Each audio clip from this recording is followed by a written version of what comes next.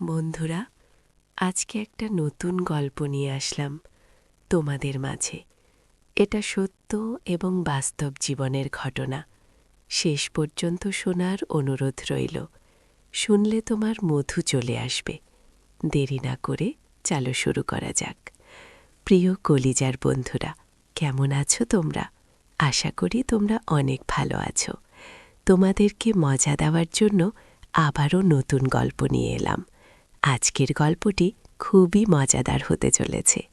আমি গ্যারেন্টি দিয়ে বলতে পারি, গল্পটি শেষ পর্যন্ত শুনলে তোমাদের দাঁড়িয়ে যাবে। তাই ভিডিওটা শুরু থেকে শেষ পর্যন্ত দেখার অনুরোধ রইল। তাহলে কথা না বাড়িয়ে এবার মূল ঘটনায় আসি। আমার নাম দীপক কুমার মণ্ডল। আমি পটুয়াখালী জেলার রামনগর থানার এক ছোট্ট গ্রামে বসবাস করি। পরিবারের সদস্য বলতে আমার মা আর আমি। আমরা দুজন ছাড়া পরিবারে আর কেউ নেই। বাবা ৭ বছর আগে ক্যান্সারে আক্রান্ত হয়ে মারা যায়। রামনগর থানার পশ্চিম কোণে আমাদের বাড়ি। আমাদের বাড়ির পরে আর কোনো বাড়িঘর নেই। পাহাড় জঙ্গলে ভরা, যেখানে কেউ কখনো আসে না। বাড়ির সাথে আমাদের কয়েক বিঘা জমি আছে। সেখানে চাষাবাদ করে আমাদের মা ছেলের সংসার কোনো মতে চলছে। বাবা মারা যাওয়ার পর পড়াশোনা বাদ দিয়ে মার সাথে মাঝে মধ্যে চাষাবাদ কাজ করি। সবজির চাষ করি বলে আমরাই যা কাজ করার করি। আর আমি একটা টেলার্সের দোকান চালাই। এভাবে দুজনের সংসার বেশ ভালোই চলছে। আমার বয়স 23 বছর আর আমার মায়ের বয়স 38 বছর। 16 বছরে বিয়ে হয়ে 1 বছর পরে আমি পৃথিবীতে আসি। আমার গায়ের রং খুব ফর্সা। শুনেছি আমার নানি নাকি খুবই ফর্সা ছিল, তাই আমারও গায়ের রং নানির মতো হয়েছে। এমন চেহারা, এত সুন্দরী নারী আর নেই। আমাদের গ্রামে কেউ বলবে না আমার মায়ের 23 বছরের একটা সন্তান আছে। মা দেখতে 20 বছর বয়সী বিবাহিত নারীর মতো একদম। মার সাথে আমার মনের প্রচণ্ড মিল। আমাকে খুব ভালোবাসেন আমার মা। মনে হয় না জীবনে কখনো আমাকে একটি বকা দিয়েছে। যাই হোক, এবার আসল ঘটনাটা বলি। মাকে নিয়ে কখনো আমার মনের মধ্যে খারাপ চিন্তা ভাবনা ছিল না। সাধারণ মা ছেলের মতোই। তবে বয়সের সাথে সাথে নিজের বয়সের চেয়ে বড় মেয়ে ও মহিলা দেখে মনের সুপ্ত বাসনা তৈরি হতে থাকে। স্কুলে পড়ার সময় কখনো ক্লাসের মেয়েদের দেখতাম না। ক্লাসের ম্যাডাম বাঙালিদের প্রতি নজর যেত সবসময়। আর এখন এটা আরও বেড়ে চলেছে। 23 বছরে বিয়ে করে অনেকেরই বাচ্চা কাচ্চা হয়ে গেছে, কিন্তু আমার এখনও বিয়ে করা হয়নি। তার উপর টেলার্সের কাজ করি। দোকানে মহিলাদের পোশাকই বেশি। খুব কষ্টে তাদের সামনে নিজেকে সামলাই। আর তার উপর গ্রামের একমাত্র টেলার্সের দোকান আমার। তাই সবাই এখানে আসে কাপড় চোপড় তৈরি করার জন্য। গ্রামের এমন কোনো মহিলা বা মেয়ে নেই যাদের ওই কাপড়ের সাইজ আমি জানি না। ভাগ্য ভালো হলে প্রায় মাপ নিতে গিয়ে কৌশলে হাত বুলিয়ে মনের আশ মেটাই। এমন করে দিনে দিনে আরও বেশি খালা কাকিদের প্রতি আগ্রহ বাড়ছে। হঠাৎ করে যে একদিন আমার জীবনের মোড় ঘুরবে তা কখনো কল্পনাও করতে পারিনি। এক রাতে আমার স্বপ্নদোষ হলো। মা ছেলে দুজন মানুষ, তাই এক ঘর দিয়ে চলছি আমরা। মা আমার বিপরীত পাশে একটা খাটে ঘুমায়। আমাদের মাঝে চাদরের বেড়া দেওয়া। উঠে বসে দেখি বিছানায় একদম তলিয়ে যাচ্ছে ভিজে। লুঙ্গির শুকনো অংশ দিয়ে বিছানায় ভেজাটুকু কোনো মতে মুছে চলে গেলাম। টয়লেট শেষে ঘরে ঢুকতেই হঠাৎ চোখে আমার দিকে গেল, আর চোখ আটকে গেল সেদিকে। শাড়ির উপরে উঠে পায়ে কিছুটা বেরিয়ে আছে, কিন্তু এটুকু দেখে আমার চোখ আটকে গেল নিজের অজান্তেই। কেমন একটা ঘরে হারিয়ে গেলাম আমি। এগিয়ে মা কাছে গেলাম। মা গভীর ঘুমে আছে। নিঃশ্বাসের সাথে ওঠানামা করছে। আর কেউ যেন আমার মনে কষ্টের ঢাক পেটাচ্ছে।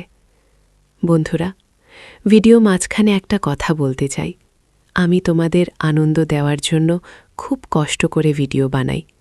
তাই তোমাদের কাছে অনুরোধ থাকবে, অবশ্যই এই ভিডিওটি দেখে একটি লাইক করবে এবং চ্যানেলটি সাবস্ক্রাইব করে পাশে থাকবে। মন ভরে অধীর আগ্রহে মা সৌন্দর্য উপভোগ করছি। হঠাৎ মা আর মোডা ভাঙতে লাগল ঘুমের মাঝে। আমি দ্রুত নিজের বিছানায় শুয়ে পড়ি। সারা রাত শুধু তোমার কথা ভেবে পার করলাম, একটু ঘুমাতে পারলাম না। অনেকক্ষণ পরে চোখ বুজলাম। সকালে উঠে উঠোনে গিয়ে দেখি মা গরুর দুধ আছে। আগেও দেখেছি, কিন্তু আজ চোখে পড়ল মার পিঠ অনেকটা খোলা মেশিম।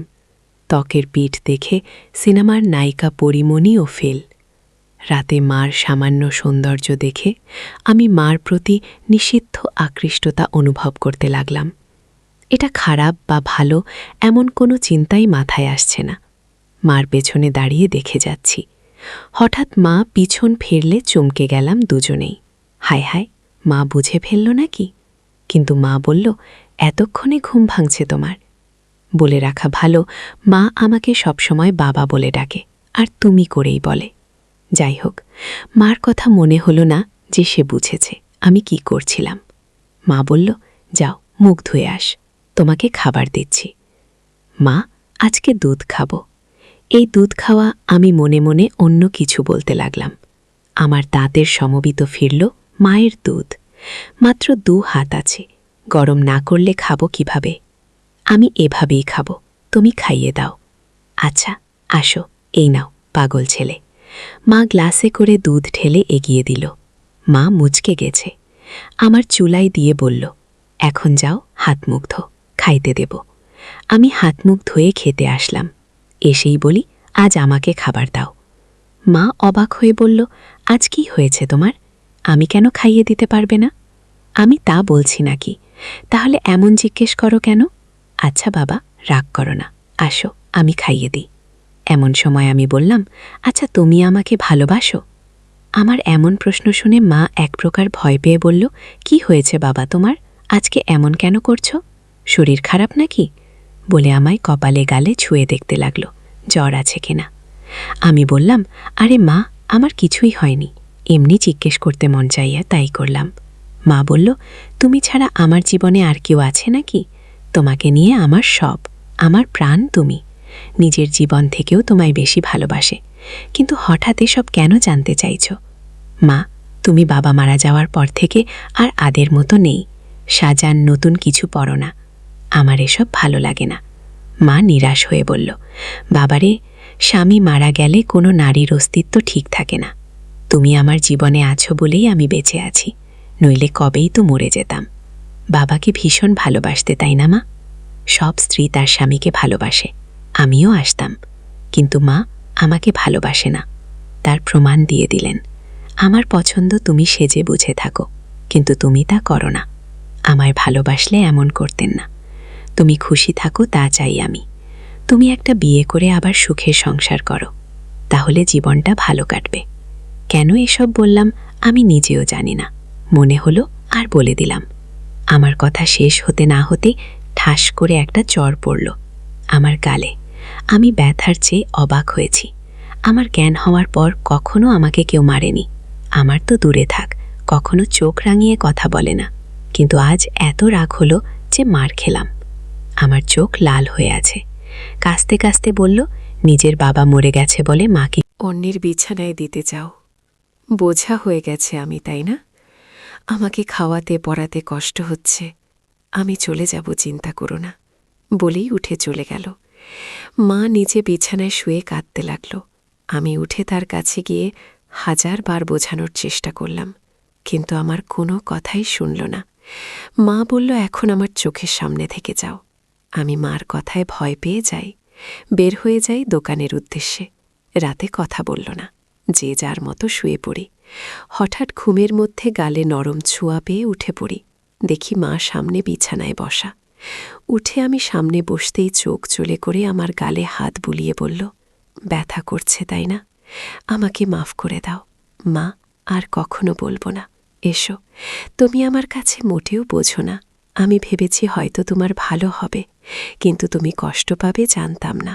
আমায় মাফ করে দাও মা। সাথে সাথে আমাকে বুকে টেনে নিল, বলল, বাবারে, আমি তোমায় অনেক ভালোবাসি। তোমার ছেলে কারো সংসারে গিয়ে নিজের সুখ চাই না। তোমার বাবার পরে তুমি আমার একমাত্র সম্বল। আর কখনো এমন বলো না বাবা। আমি আর কখনো বলবো না মা। আমার উপর আর রাগ করে থেকো না। এবার মনের কষ্ট ভয় দূর হলে আমি মার সৌন্দর্যের উপর আবার আকৃষ্ট হলাম। পরদিন বিকেলে বাড়ি ফিরে আমি চমকে উঠলাম। আমার পরনে একটা সবুজ শাড়ি আর হলুদ ব্লাউজ পরার চমৎকার মানিয়েছে। আমায় দেখে মুচকি হেসে বলল, এখন ঠিক আছে তো? তুমি সত্যিই আমার জন্য নতুন শাড়ি পরেছ, নইলে কি অন্য কেউ আছে আমার? আমি খুশিতে মাকে জড়িয়ে ধরি। মাও সাড়া দিল, তুমি আমার জান, তোমার খুশি আমার খুশি, তুমি নতুন নতুন সাজবে তা আমার খুব ভালো লাগে। মা বলল, বুঝেছি, তোমাকে এখন সুন্দরী একটা মেয়ে দেখে বিয়ে দিতে হবে। আমি বললাম, মা, আর কখনো বিয়ের কথা আনবে না। মা বলল, সে কি, বিয়ে কেন করবে না? আমি শুধু তোমায় নিয়ে থাকব। মা, আরে পাগল, আমি তো থাকবই, বিয়ে করতে তাতে সমস্যা কোথায়? আমি বললাম, আমার আর তোমার মাঝে অন্য কেউ আসতে পারবে না। আমি চাই না আমাদের মাঝে কেউ আসুক, আর কখনো বিয়ের কথা বলবে না। তুমি ছাড়া আর কাউকে নিয়ে আমি সংসার করতে চাই না। আমার কথা মা ছেলের মমতা মনোভাব বুঝেছে, কিন্তু তা ছাপিয়েও যে আমি তার মন প্রাণ সব পাওয়াটা ভাবছি তা তো সে জানে না। আচ্ছা বাবা, আর বলবো না। মা কিছুক্ষণ আমায় চেয়ে দেখলে বলল, আচ্ছা যাই হোক, বললে না তো আমায় কেমন লাগছে? আমি বললাম, একদম পরীর মতো লাগছে তোমায়। মা লজ্জা পেয়ে বলল, দুষ্টু, খালি মজা করো, সত্যি বলছি আমি, বিশ্বাস করো। আচ্ছা আচ্ছা হয়েছে, এখন যা গোসল করে আয়। আমি পুকুরে গেলাম গোসল করতে। বাড়িতেই পুকুর আমাদের, ঘরের পাশে। আমি গোসল করে গা মুছে সে হালকা ভেজা গামছা পরে এসে মার সামনে দাঁড়িয়ে বললাম, ভিতর থেকে লুঙ্গি এনে দাও মা। হঠাৎ মার চোখ খেয়াল করলাম আমার গামছা দিকে। নিচে তাকিয়ে দেখি আমার ওটা স্পষ্ট আকারে বোঝা যাচ্ছে। তার মানে কি? মাথায় দেখছিল, আমি মেলাতে পারলাম না। সেদিন রাতে হঠাৎ ঘুম ভাঙল একটা অদ্ভুত শব্দে। উঠে ভাবলাম মার কাছে গিয়ে দেখি বিছানায় নেই মা, দরজা খোলা। হয়তো বাহিরে কোনো সমস্যা হয়েছে কিনা ভেবেই তড়িঘড়ি করে বাহিরে গেলাম। মাকে ডাক দিলাম, কিন্তু সাড়া নেই। হঠাৎ একটা শব্দ এলো গোসলখানা থেকে। পুকুরে গোসল করে মা, তবে মাঝে মাঝে গোসলখানায় করে, তাই সেখানে এগিয়ে গেলাম দেখতে, শব্দ খুঁজতে। এগিয়ে যেতেই শব্দ বাড়ছে। হঠাৎ শব্দটা কেমন অদ্ভুত হলো, বুঝতে পারছি না এমন শব্দ কিসের জন্য করছে না। এগিয়ে গোসলখানা কাছাকাছি যেতেই পর্দার ফাঁকে যা দেখতে পেলাম, তোমার প্রতি আমার ধারণাই পাল্টে গেল। গোসলখানার দরজা নেই, পর্দা লাগানো বলে সব দেখছি, কিন্তু মা জানে না। মা টিউবওয়েলের চোখা অংশের উপর বসে আজব কাজ করছে। শাড়ি পরা বলে তা দেখা যাচ্ছে না, কিন্তু বোঝা যাচ্ছে কাজ সেরে মা টিউবওয়েল থেকে নেমে গেলে আমি চুপি পায়ে ঘরে শুয়ে পড়ি। চোখ বুঝে হালকা খুলে দরজায় নজর রাখে ঘুমের ভান করে, আর লুঙ্গি তুলে রাখি। জ্যাম দেখা না গেলেও আমার কৌতূহল বাড়ে। আমার ঘরে ঢুক, দরজা আটকে আমার বিছানার কাছে এসে দাঁড়ালো। সে দাঁড়িয়ে থাকায় তার চোখে বাড়ি থেকে জানলার ফাঁক দিয়ে আসা চাঁদের আলো স্পষ্ট দৃষ্টি আমাকে গিলে খাচ্ছে। ঘুমের মাঝে আমি আটমোটা ভাঙার ভান করলাম, তাতে মা তড়িঘড়ি করে চলে গেল নিজের বিছানা। আমার মন খুশিতে নেচে উঠল মার আমার প্রতি এতই আকর্ষণ দেখে। কখন যে মার কথা ভাবতে ভাবতে ঘুমিয়ে গেলাম বলতেও পারি না। সকালে ঘুম ভাঙতে উঠে দেখি মা এখনও ঘুমিয়ে আছে, কিন্তু অবাক করা বিষয় দেখে মাঝখানে চাদরটা সরিয়ে রাখা। মাকে দেখে আমার চোখ আটকে গেল। আমি মাকে ডাকলাম, মা ওঠো, সকাল হয়ে গেছে তো। আজকে এত সকাল হয়ে গেল এখনও ওঠেনি যে। মা, ঘুম থেকে চোখ মেলে উঠে বসো। কিন্তু সামান্য বিচলিত নয়, আমায় দেখে যে তার কাপড় ঠিক নেই। স্বাভাবিক গতিতেই কাপড় ঠিক করে বিছানা থেকে নাম। মা, এত দেরিতে উঠলে ক্লান্ত নাকি? পরিশ্রম করা হয়েছে খুব, তাই ক্লান্ত? এখন ভালো লাগছে? আমি মনে মনে বললাম, কি পরিশ্রমটা তো জানি, এই চাদর আলোকে আমি সরিয়েছি। ঘরে আমরা ছাড়া কেউ নেই তো চাদর রেখে কি হবে? আর যে গরম পড়েছে, এভাবে চাদর থাকলে আলো বাতাস চলাফেরা করে না। মার যুক্তি শুনে মুচকি হাসলাম মনে মনে। বাবা, তোমার খিদে লেগেছে তাই না? তুমি হাত মুখ ধুয়ে আস না, আগে গোসল করব তারপর খাব। বলেই আমি পুকুরে গেলাম। আজ গামছাও নিলাম না। গোসল করে ভেজা কাক হয়ে এলাম আমার কাছে। আগের দিন তো হালকা ভেজা গামছা ছিল, তাই অতটা ভালো বোঝা যায়নি, কিন্তু আজ একদম ভিজে, গায়ে সেটে আছে লুঙ্গি। মার দৃষ্টি আমার উপরে, আর চোখে গিলে খাচ্ছে। জিভে যেন জল এসে গেছে, এমন করে তাকিয়ে আছে আমার দিকে। আমার বেশ ভালো লাগছে তা দেখে। আমার ভিতর থেকে গামছা লুঙ্গি এনে দিল। যতক্ষণ আমার মোছা শেষে লুঙ্গি না পরলাম, সেই লুকিয়ে দেখতে চলো। হঠাৎ মা বলল, তুমি একটু বসো, আমিও গোসল করে আসি, আজকে গরম লাগছে, এসে খাইয়ে দেব তোমায়। আমি ভাবলাম ভালোবাসা দেখাতে খাইয়ে দেবে, কিন্তু আরও কিছু অপেক্ষা করছে তা বুঝিনি। মা যে গোসল করতে না, শুধু শরীর ভেজাতে পুকুরে গিয়েছিল, তা বুঝতে বাকি রইল না। 2 মিনিটে ফিরে এলো। আমরা ভেজা শরীরে আগেও দেখেছি, এমন ভেজা শরীরে, কিন্তু আজ আমাকে দেখাতে যে আমরা ভেজা শরীরে এসেছে তা আমি জানি। হঠাৎই মা এগিয়ে এসে বলল, বাবু, আমার মুখটা খুলে দাও তো। ইস, ব্লাউজটা আর চলবে না মনে হয়। আমিও সুযোগ পেয়ে বলে বসলাম, ছেলের দোকান, আর তুমি কিনা পুরনো জিনিস নিয়ে পড়ে আছো? নতুন নিয়ে নাও তাহলে তো হয়। দোকানে গিয়ে নিয়ে এসো, পছন্দ করে যেটা ভালো লাগে। ইস, ছেলের দোকান, তাহলে গিয়ে আনতে হবে কেন? ছেলে আনতে পারে না? কষ্ট করে বাজারে কুরকুর করবে নাকি? আমি বললাম, আচ্ছা মা, সব পাঠিয়ে দেব, তুমি পছন্দ করে নিও। ইচ্ছে করেই বললাম যে আরও গভীরে যাওয়া যায়। মা বলল, পাঠাবে মানে? আমি ফেরিওয়ালা কাকির কাছে পাঠিয়ে দেব। মা বলল, বাইরের মানুষের সামনে পছন্দ করতে পারবো না, আমি তো জানি না ও সব সাইজ টাইজ, তাছাড়া আমার সামনে এসো, সমস্যা হবে না? মাকে বলল, সমস্যা হবে? দোকানদার হয়েছে, খদ্দেরকে কাপড় দেখাবে? কি সব বলছো বলো তো? দোকানেও কি এমন করো? আচ্ছা, ভুল হয়েছে। আমি নিয়ে আসবো সবগুলো, তোমার পছন্দ মতো সাইজ। বুঝে নিও। সব কেন আনবে? আমার সাইজেরগুলোই আনবে শুধু। রং আমি বেছে নেব, সাইজ 34। মনে থাকবে তো? আমার দিকে হা করে তাকিয়ে আছি।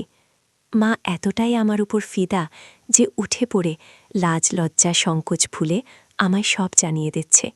আমি প্রচণ্ড খুশি ও অবাক হলাম। সারাদিন মার কথা ভেবেই দিন পার করলাম। দোকান বন্ধ করার সময় বেছে বেছে বড় গলাওয়ালা কয়েকটা নিলাম। দোকান থেকে বের হয়ে সোজা বাসায় পৌঁছে যাই। গিয়ে দেখি মা ক্ষেতের কাজ করছে। আমিও গেলাম সেখানে, কিন্তু গা মেখে গেছে ধুলো বালি ও কাদা দিয়ে। আজ কেমন অদ্ভুত লাগছে, এমন করে কাদা মাখামাখি হয় না কখনো। বাড়ির ভেতরে ঢুকতে ঢুকতে বললাম, তুমি তো কাদা দিয়ে মেখে গেছ, শাড়ি পুরো মেখে গেছে, কি করব বল? এক সেট হয়ে তো কাজ করা যাবে না, তাই না? আমি অবাক হয়ে গেলাম আমার কথা শুনে। আমার দিকে হুট করে তাকাতেই মা হেসে দিল, সাথে আমিও হেসে দিই। ধীরে ধীরে কেমন একটা ঘুলে মিলে যাচ্ছে দুজনে। সবজির ডালা রাখার পরে মা বলল, আমার জিনিস আনছো? আনছি মা, পরে দেখো, সাইজে না হলে পাল্টা আন। মা বলল, সাইজ হবে, বিশ্বাস আছে তোমার উপর। বলেই মুচকি হেসে চলে গেল ঘরে। আমি বাইরে দাঁড়ানো। একটু পরেই আমায় ডাক দিল। ভেতরে যেতে যেতে ভাবলাম মজার কিছু হবে, কিন্তু মা হতাশ করল। মা হাতে একটা হলুদ শাড়ি আর গামছা। মা বলল, তুমি একটু বসো, আমি গোসল করে আসি। বলেই মা পুকুরে চলে গেল। কিছু না ভেবেই চলে গেলাম। একটু পরেই পুকুরের কাছে ঝোপুঝাড়ে গিয়ে দাঁড়িয়ে উকি মারতেই আমার চোখ কপালে উঠে গেল। আরে, কি সুন্দর লাগছে বলে বোঝানো যাবে না। হঠাৎ একটা পিঁপড়ে কামড় দিলে আচমকায় মুখ থেকে উচ্ছ্বাস বের হয়ে গেল, আর ঝুপছাদ একটু নড়ে গেল। মা একটু চমকে গিয়ে এদিকে তাকালো, দেখতে লাগলো এদিকে। পরক্ষণেই আমায় অবাক করে দিয়ে মার মুখে একটা মুচকি হাসি দেখতে পেলাম। মাথায় ঢুকল না, মা কি আমায় দেখে ফেলেছে নাকি? হঠাৎ নিচে পায়ের দিকে তাকিয়ে দেখি আমার শরীর পুরোটাই মার দিক থেকে দেখা যাচ্ছে। আমি প্রচণ্ড লজ্জা পেলাম ধরা পড়ে, কিন্তু মা তো আমায় ধরা পড়তে দেননি, তাই দেখে খুব ভালো লাগলো। মা এবার দেখাল ক্যারিশমা। আগে পানিতে একটা ডুব দিয়ে পানি থেকে উঠল। তখনই আমায় আকাশ থেকে ফেলে মা অকল্পনীয় কাজ করল। ডাঙায় উঠে দাঁড়িয়ে আগে আমার দিকে তাকিয়ে একটা অদ্ভুত মুচকি হাসি দিল। এই প্রথম আমার মার এই সৌন্দর্য দেখে আমি হতবাক। আমি দ্রুত ঘরের সামনে চলে যাই ও দরজায় বসে থাকি। তখন মা এলো, আবার অবাক করে। আমার সামনে এসে দাঁড়িয়ে মুচকি হেসে বলল, খিদে লেগেছে বাবা? আমি বললাম, হ্যাঁ মা, তোমার এত সময় লাগলো যে? তুমি জানো না বুঝি? আমি বোকার মতো তাকিয়ে আছি মার চোখে। দুজনেই একটু আগে বিষয়টা জানি, কিন্তু কেউ স্বীকার করে এগোতে পারছি না। সময় নিচ্ছি, কিন্তু মা এক ধাপ এগোনো হয়ে গেছে। আমার দিকে এক প্রকার এগিয়ে এসে বলল, কি দেখছো বাবু? আমিও লজ্জা সংকোচ কাটিয়ে বললাম, তোমার জন্য এনেছি, ওগুলো পড়লে ভালো লাগবে। মার মুখে মুচকি একটা হাসি এনে বলল, কেন, এগুলো ভালো লাগে না আমায়? ভালো লাগে, কিন্তু আমি যা এনেছি তার চেয়েও সুন্দর মানাবে তোমায়। বেশ নজর রাখছে দেখছি আমার উপর। মা আমায় সুযোগ দিচ্ছে। আমি তা ভেস্তে দিলাম না। বললাম, আমার খদ্দর তুমি, কোথায় কেমন লাগবে তা আমার দেখার দায়িত্ব।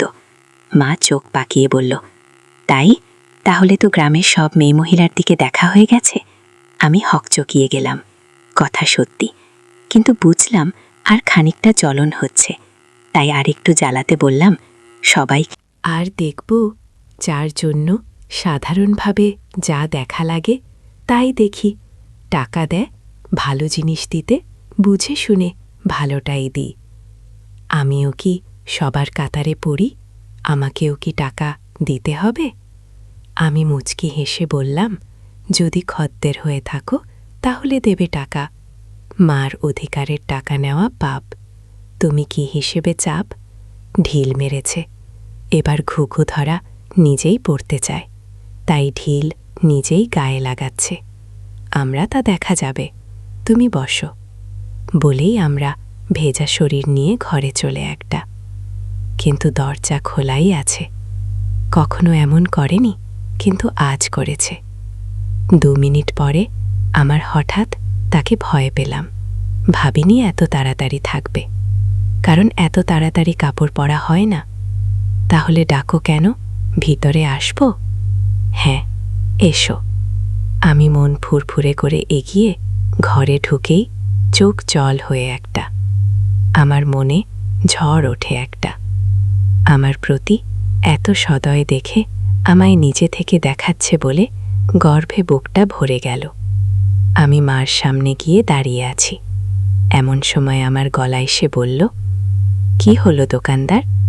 ঠিকই তো এনেছে দেখছি। এতই ভালো মাপ কি করে আনলে? আমিও আমার সামনে খদ্দের সাথে যেভাবে কথা বলি সেরকম বললাম, এত বছর ধরে ব্যবসা করি, জানবো না? অন্যদের তো মাপ নিতে হয়, আমার লাগলো না যে? আমি তোমার কি অন্যের সাথে যাই? তুমি আমার সামনে সব সময় থাকো, আগাগোড়া সবই তো দেখা আছে। কথাটা আচমকা বলেই ফেললাম, যদিও এখনই বলতে চাইনি, কিন্তু আমার মুখে তা শুনে দুষ্টু হাসি। যাক, ভালো এনেছে। তোমার গায়ে ফিট হয়েছে তো? কোনো সমস্যা হলে বলো, অন্য সাইজ আনবে। তাহলে একদম ঠিক আছে, কিন্তু একটা জিনিস বলা দরকার। কি বল? আমার উত্তেজনা দেখে আমরা হেসে দিল। মুখে হাত দিয়ে আমিও সামনে লজ্জা পেয়ে বললাম, কি জিনিস মা? আর কোনো সমস্যা? না, একদম মাতামাতি হয়েছে, কিন্তু আমার একটা টাইপ করার ইচ্ছা। না তো তুমি জানোই, তবুও একবার মাপ নিয়ে নাও। আমি আমার প্রতি এতই আহ্বান দেখে মুগ্ধ। মাথার গায়ে ছোঁয়ার সুযোগ করে দিচ্ছে। আমি এতই মুগ্ধ যে তাকিয়ে আছি। তুমি মনে হয় মাপ নেবে না সরকার? করেনি? আরে না, এই তো নিচ্ছি। এক প্রকার দৌড়ঝাঁপ করে ফিতা এনে আমার সামনে দাঁড়ালাম। অন্যদেরও তো স্বাভাবিকভাবেই মাপ নিই, কিন্তু আমার সামনে সে বুক ধরফর করছে। কোন পাশ থেকে শুরু করব তাই বুঝতে পারছি না।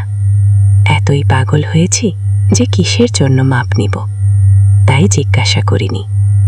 আমরা মুচকি হাসছে আমার কাণ্ড দেখে। কি হলো, হাসছ কেন? মা, কিসের মাপ নিবে তুমি? জিজ্ঞাসা করছো? ও তাই তো, কিসের জামার? পাগল ছেলে, তুমি যে দোকান করো কিভাবে জানি না। এই ধরো। বলে আমার হাত দুদিকে ছড়িয়ে দিন। আমি একটু ঝুঁকে পেছন দিয়ে ফিতা এনে উপর রাখলাম। এখনো তাই করিনি। মাতাও বলল, আর তাই আমায় মনে একটা কাঁপুনি হলো, আর মুখে পাগলাতে একটা চাহনি। আমার চাহনি দেখে মা একটু বিরক্ত হয়ে বলল, খদ্দের সাথে এমন আচরণ করো তুমি? একটা মাপ নিতে এত সময় লাগে তোমার? যত যাই হোক, তুমি তোমার। তাতে কি হয়েছে? কাজের জায়গায় বাইরে হলে কি এত স্বাভাবিকভাবে তোমায় বলতে পারতাম? তুমি নিজের পেটের সন্তান, তাও যদি এত রংচং করো, লাগবে না, যাও। বলেই আমায় সরে যেতে নিলে আমি হাত ধরে বলি, আচ্ছা এসো, মাপ নিচ্ছি। কত রাগ করে গো! নয়তো কি করব? বাইরের মানুষের কাছে গিয়ে মাপ দেব? আচ্ছা হয়েছে, এসো। হাত ছড়াও। পারবো না। পারলে সরিয়ে নাও। আমার এই অভিমান খুব ভালো লাগে। আমি এবার সংকোচ কেটে গেলাম। তাই আমিও এগিয়ে গেলাম। প্রিয় বন্ধুরা, এই গল্পের বাকি অংশটা আগামীকাল দ্বিতীয় পর্বে দেখতে পাবে। তাই চ্যানেলটি সাবস্ক্রাইব করে পাশে থাকবে।